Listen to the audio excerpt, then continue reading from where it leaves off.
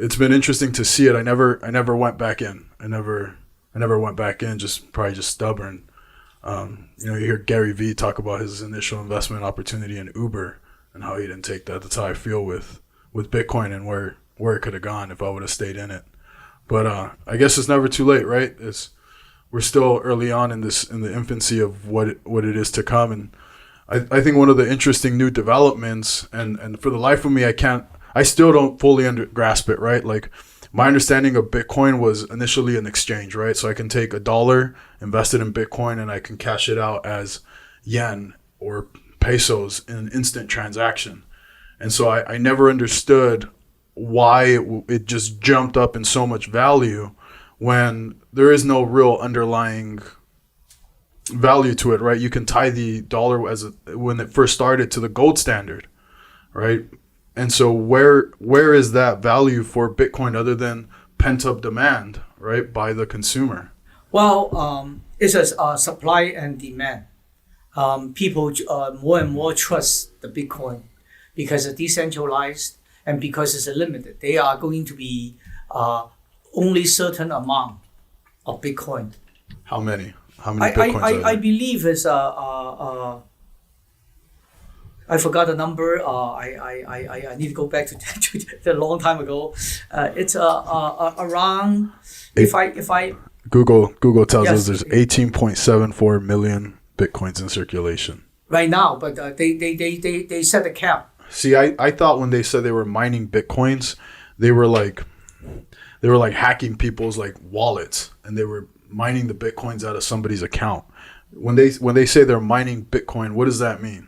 Because Bitcoin rely on blockchain. The blockchain rely on the machine to storage the data, and then if the machine one block being filled in the machine, they need to go to new block, and new block continue with the block. So we need a computer to do this work. Your computer, my computer at home is not doing that work. There's a computer need to really 24 hours running in order for the data never die. So those are mining they run to support the data, which is all the computer running in the big warehouse with all the cooling systems. But what's the reward? Why am I buying all this machine and running to support your block of information? The reward is you can mine the Bitcoin. And so when you're saying you're mining the Bitcoin, it's a reward. Yes. For the machines set up in the factory, storage the information, and also doing the calculate some algorithm the previous people designed, and then if you are calculating fast enough, you can get the Bitcoin, and then you can start selling the Bitcoin. So then the Bitcoin is just all independent generators. It's a coding. It's just computer code. You see a beautiful rendering with a Bitcoin with a B. Those are images. You never touch a physical Bitcoin. It can be used as a Bitcoin. Yes, you can go get the Bitcoin. You order from China, from someone else. They make shitload of Bitcoin for you, but you can never trade them. It's the coding behind the Bitcoin. They give you a so-called bunch of number, and then that's recognized as Bitcoin. It's just computer software. That's wild. Do you ever see yourself looking at creating something of that nature? Yes, we are actually on the process develop our own cryptocurrency. There is a cryptocurrency like Bitcoin, Ethereum, ups and down, very volatile. There's also another segment of another category called stable coin. But currently stable coin also in trouble now. We want to find our comfort area.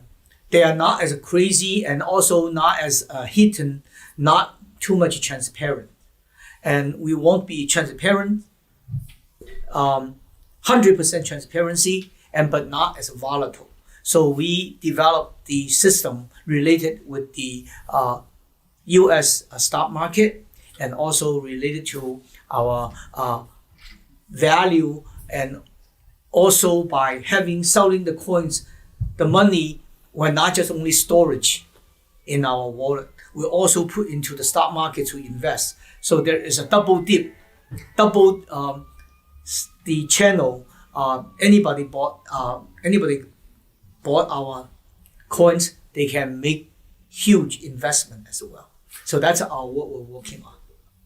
So if I understand it correctly, you're looking to create a coin that's gonna track the index. So it's gonna track the S&P, and it's gonna fall. So is the price of the coin gonna adjust based on the adjustment of the S&P? So if right now we have the markets dipping, is the coin then gonna become less expensive? Yes. So you've collateralized the coin, right, by associating it to something. So then are you taking the initial investment from the initial buyer and then buying the actual stock in the S&P? Yes. We're not only waiting for the buyer to buy. We already have prepared maybe $500,000 to buy the stock, ready to run. That if we have more token being sold, obviously those money also will put in as a combo power of purchasing to buy more stock in order to back our coins. So like Ethereum, Bitcoin, right? They're not tied to anything other than the demand of the coin and the hampered supply. And so with your coin, it's going to be tied to the S&P, but will the impact of a limited supply and a pent-up demand cause a fluctuation in the price of the coin? No, we if it's necessary, we can burn our coin to keep the value. But right now, we are not setting up any limit of our coin. The reason being is this new category. Although maybe I'm talking too much right now to release information, but however, our coin is in the new category. It's called index fund cryptocurrency. Nobody have that. So this coin that you're going to put out, it's going to be put out on some of the like major platforms. They're going to be able to buy it on Coinbase. They're going to be able Binance and eToro, all these exchange platforms. I just saw an article. The crypto market has been taking a huge hit this week, right? And I forgot where I read it, but Coinbase is lost millions and is potentially saying, hey, we might end up having to file for bankruptcy. And if we do, everybody who has money in our exchange is going to lose their funds. Does that scare you at all? Like what kind of protection do you feel like the end user? I mean, that's where if something like that happens, I feel like the SEC is going to have nothing but an obligation to go in and say, okay, we got to stop this shit. Like we're going to have to stop the Wild West because people just lost millions of dollars. I think I do believe somehow SEC is going to involve. In what degree, nobody knows. But the Coinbase is not the major issue. The major issue actually is UST. This is a stable coin called UST. They owned by the company called Terra. Also, they issue another coin linked together called Luna. That's very, very creative by the founder of the company. It's wild. Have you ever seen the movie The Big Short? Yes. Where they're explaining a collateralized debt obligation. Yes. And they talk about the mortgage-backed securities. Yes. It's the same thing, huh? Yes. Here's the mortgage-backed securities. Now we're going to insure that. We're going to insure that tranche. Now we're going to insure that CDA, and it just goes on and on and on. It's a wild scene where they're all betting on the insurance that they're going to buy against the actual debt itself. With how many coins have just popped out in the market, what are some of the coins that you see actually hold value and are going to be here in the next 5-10 years, and which ones you see maybe are going to just fall off? Well, there's a huge percentage of the coin being created as a cryptocurrency, whether it is stable coin or cryptocurrency coin. you're not going to stop people being creative to create coins with creative background or with the creative way to run the coin.